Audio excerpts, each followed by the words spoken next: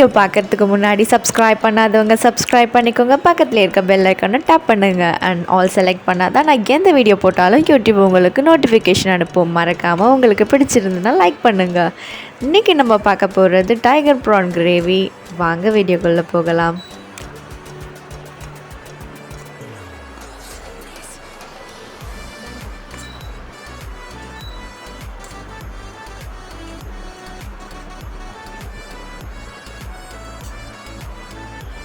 இதற்கு தேவையான பொருட்கள்: 1/2 கிலோ ப்ரான், 3 வெங்காயம், 3 தக்காளி, 2 பச்சை மிளகாய், இஞ்சி பூண்டு விழுது, மிளகாய்த்தூள், உப்பு. வாங்க எப்படி செய்கிறதுன்னு செய்முறை விளக்கம் பார்க்கலாம். 2 ஸ்பூன் எண்ணெய் விட்டுக்கோங்க. எண்ணெய் சூடானதும் கொஞ்சம் சோம்பு, பூண்டை நல்லா குட்டி குட்டியாக வெட்டி வச்சுக்கோங்க. 2 பச்சை மிளகாய் இதெல்லாம் போட்டு நம்ம வதக்கணும். முதல்ல நம்ம பச்சை மிளகாய் போட்டு ஒரு வதக்கிட்டோன்னா நம்மளுக்கு அல்சர் அப்படி போன்ற எதுவும் வராது.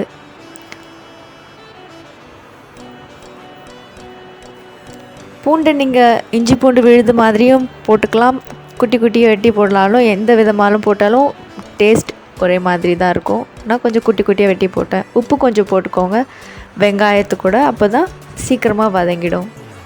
வெங்காயத்தை நல்லா பொடியாக வெட்டிக்கணும்.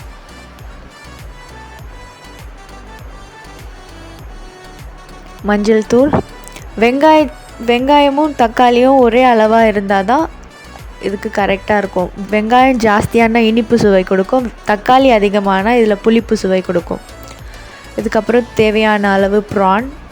நான் இன்றைக்கி 1/2 கிலோ வாங்கி வச்சுருக்கேன். இந்த டைகர் ப்ரான் ரொம்ப பெருசாக இருக்கும், அதனால் நான் தேவையான சைஸ்க்கு குட்டி குட்டியாக வெட்டி வச்சுருக்கேன். இதில் நான் மிளகாய்த்தூள் போடுறத காட்டலை, ஸோ மறக்காமல் இதில் 2 ஸ்பூன் ஆச்சி மிளகாய்த்தூள் போட்டுக்கோங்க. அதுக்கப்புறம் இஞ்சி பூண்டு விழுது அந்த பச்சை வாசனை போகிற அளவுக்கு வதக்கிட்டு அதுக்கப்புறமா 2 ஸ்பூன் மிளகாய்த்தூள் போடணும்.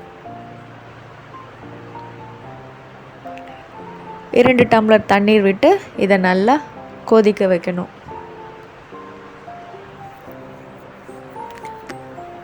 கொத்தமல்லி கருவேப்பிலை போட்டு டெக்கரேட் பண்ணி இறக்கிடுங்க. அவ்வளவுதான். இதை செய்கிறதுக்கு ஒரு 30 மினிட்ஸ் ஆகும். ரொம்ப சுவையாக இருக்கும். ட்ரை பண்ணி பாருங்கள். தேங்க்ஸ் ஃபார் வாட்சிங்.